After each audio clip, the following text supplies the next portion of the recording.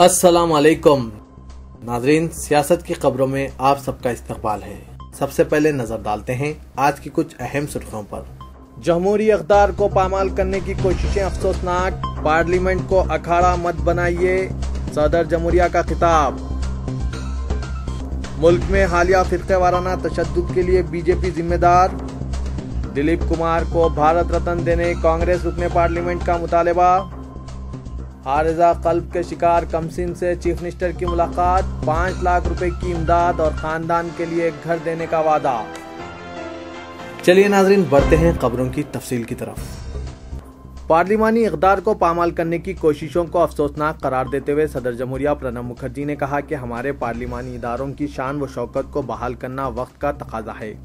जमहूरियत की बरकरारी को यकीनी बनाना ही हमारी जिम्मेदारी है। उन्होंने पार्लियामेंट में होने वाली हंगामा आराई और कलल अंदाजी पर शदीद नाराजगी जाहिर करते हुए कहा कि मुझे ये देखकर हैरत होती है कि क्या हमारी जमहूरियत अब शोरगुल का ही नाम है।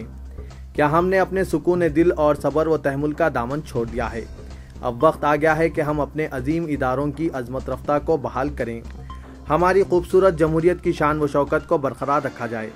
यौम आज़ादी के मौके पर कौम से खिताब करते हुए सदर जमहूरिया प्रणब मुखर्जी ने कहा कि पार्लियामेंट को दंगल में तब्दील नहीं किया जाना चाहिए और न ही इस मुक़द्दस इदारे को बहस व मबाहस का अखाड़ा बनाया जाए। उन्होंने इस्तफसार किया है कि क्या हमारी अदालतों को इंसाफ का मंदिर नहीं होना चाहिए। वक्त का तकाजा है कि हम इन तमाम इदारों की अजमत का तहफ़्फ़ुज़ करने के लिए इज्तिमाई कोशिश करें। उन्होंने कहा कि आज़ादी एक जश्न है, अब यह आज़ादी हमारे लिए चैलेंज बन रही है। मुल्क के 68वें यौम आज़ादी के मौके पर हिंदुस्तान को हर फर्द के इख्तियारात को मजबूत बनाने का अहद करना होगा।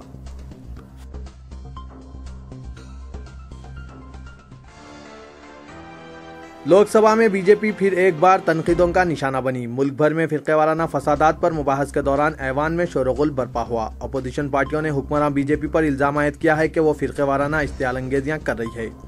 बीजेपी को निशाना बनाने वाले कायदीन में समाजवादी पार्टी कायद मुलायम सिंह यादव, इंडियन यूनियन मुस्लिम लीग के लीडर ET मोहम्मद बशीर और कांग्रेस के मोहम्मद इसरार उल हक शामिल थे।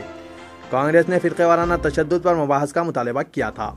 कांग्रेस के लीडर राहुल गांधी ने भी गुज़िश्ता हफ्ते ऐवान के वसत में पहुंचकर एहतजाज किया था और मरकजी वज़ीर दाखिला राजनाथ सिंह ने इनके इस गलत रवैये पर कोई कार्रवाई भी नहीं की थी।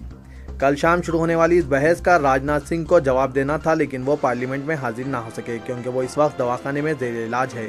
मुबाहस का आगाज करते हुए मुलायम सिंह यादव ने इल्जाम आयद किया कि उत्तर प्रदेश के हालिया फिरक़ेवाराना फसादात में बीजेपी का हाथ है। इसी दौरान बीजेपी हुकूमत अपनी मकबूलियत बतदरीज खोती जा रही है।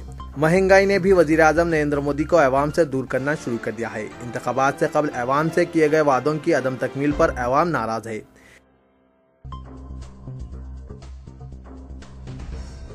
पाकिस्तान की तहरीक इंसाफ पार्टी के सदर इमरान खान ने लाहौर से मुखालिफ हुकूमत मार्च का आगाज किया। इमरान खान ने मार्च के आगाज से कबल अपने सैकड़ों हामियों को मुखातिब करते हुए कहा कि वो एक नया पाकिस्तान बनाने के लिए जद्दोजहद कर रहे हैं। पाकिस्तान के मौजूदा हुक्मरान पाकिस्तान को तरक्की देने में नाकाम हो गए हैं।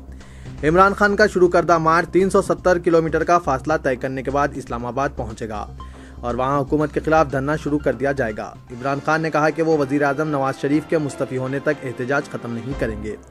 तहरीक इंसाफ पार्टी के सदर ने कहा कि वज़ीर आज़म नवाज शरीफ ने इंतखाबात में धांधली करके अपनी हुकूमत बनाई है। अदालत के जानिब से लम्हे आखिर में इमरान खान को रैली निकालने की इजाज़त दी, जबकि कल पाकिस्तान का यौम आज़ादी दिन था।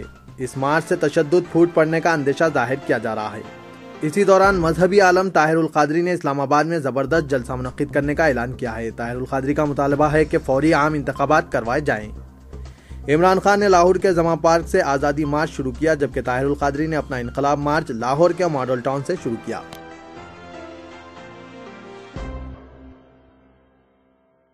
अटल बिहारी वाजपेयी और नेताजी सुभाष चंद्र बोस को भारत रत्न के एजाज से नवाजने की कयास आराइयों के दरमियान कांग्रेस के रुकने पार्लियामेंट ने शाहिर आफाक अदाकार दिलीप कुमार को हिंदुस्तान के आला तरीन सिविलियन अवार्ड भारत रत्न देने का मुतालबा किया। वज़ीर आज़म नरेंद्र मोदी को रवाना करदा मकतूब में राज्यसभा रुकन बाला चंदा ने कहा कि दिलीप कुमार हिंदुस्तानी सिनेमा में गुज़िश्ता 6 दहाकों से खिदमत अंजाम दे रहे हैं और भारत रत्न के लिए वो मौजू तरीन शख्सियत है। दिलीप कुमार ने अपने हकीकी पर मबनी अदाकारी के नुक़ुश छोड़े हैं। आज़ाद और जदीद हिंदुस्तान के ख्वाबों को पूरा करने में दिलीप कुमार की अदाकारी ने अहम रोल अदा किया है। वो सदी के अदाकार के तौर पर उभरे हैं। उन्होंने कहा कि पाकिस्तान ने दिलीप कुमार को पहले ही निशान इम्तियाज से नवाजा है।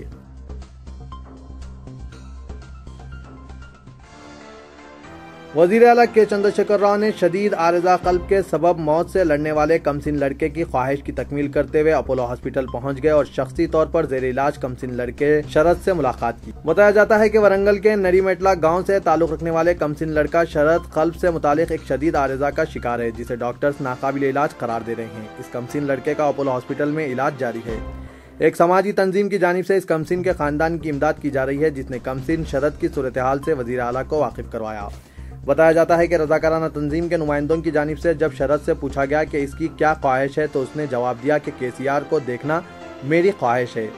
रज़ाकाराना तंजीम ने इस खानदान की बप्ता और कमसिन बच्चे की ख्वाहिश से वजीर आला को वाकिफ करवाया। चंद्रशेखर राव ने फौरी तौर पर इस कमसिन की शख्सी तौर पर इयादत करने का फैसला किया और कल सीधे अपोलो हॉस्पिटल पहुंच गए। उन्होंने डॉक्टरों से कमसिन शरद की सेहत के बारे में मालूमात हासिल की और बेहतर से बेहतर इलाज की हिदायत दी।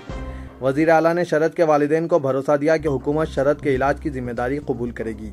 उन्होंने खानदान के लिए एक घर अलॉट करने का भी वादा किया।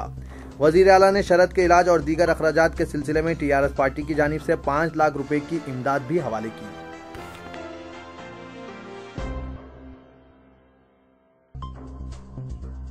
वजीर आला के चंद्रशेखर राव ने रियासत की तरक्की में पुलिस के किरदार को कलीदी नवियत का हामिल करार दिया। टैंक बैंड पर महकमा पुलिस के लिए तैयार करदा खुसूसी 100 इनोवा कारों और 200 टू व्हीलर्स की हवालगी के लिए मुनक़िदा तकरीब से खिताब करते हुए उन्होंने कहा कि अगर रियासत और शहर हैदराबाद में अमन व अमान बरकरार रहता है तो सरमायाकारों को सरमायाकारी के लिए राग़िब किया जा सकता है। इसलिए ज़रूरी है कि शहर में अमन व अमान बरकरार रहे, जराइम का खात्मा हो। इस मकसद को हासिल करने के लिए पुलिस पर इजाफी जिम्मेदारी आयद होती है। पुलिस की शुबिया में बेहतरी लाना ज़रूरी है और पुलिस की शुबिया को बैनुल-अक़वामी मियार के हामिल बनाने के लिए ही इन्हें कारें और मोटरसाइकिलें फराहम की जा रही है। इसका दूसरा मकसद अवाम के तहफ़्फ़ुज़ को यकीनी बनाना भी है।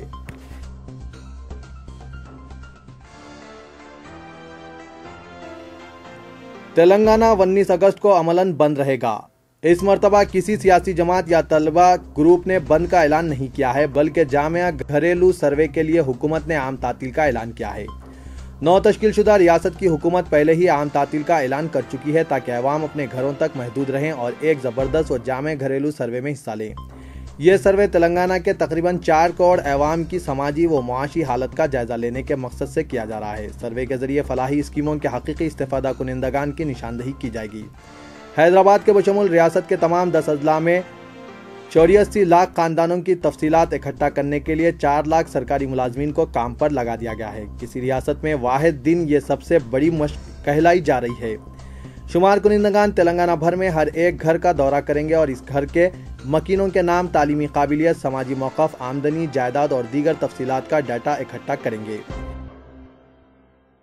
नाज़रीन, मैं मोहम्मद असलम हुसैन अब आप सबसे इजाज़त चाहता हूँ। इंशाअल्लाह कल फिर कुछ नई खास खबरों के साथ हाजिर होऊंगा। तब तक के लिए अल्लाह हाफिज़।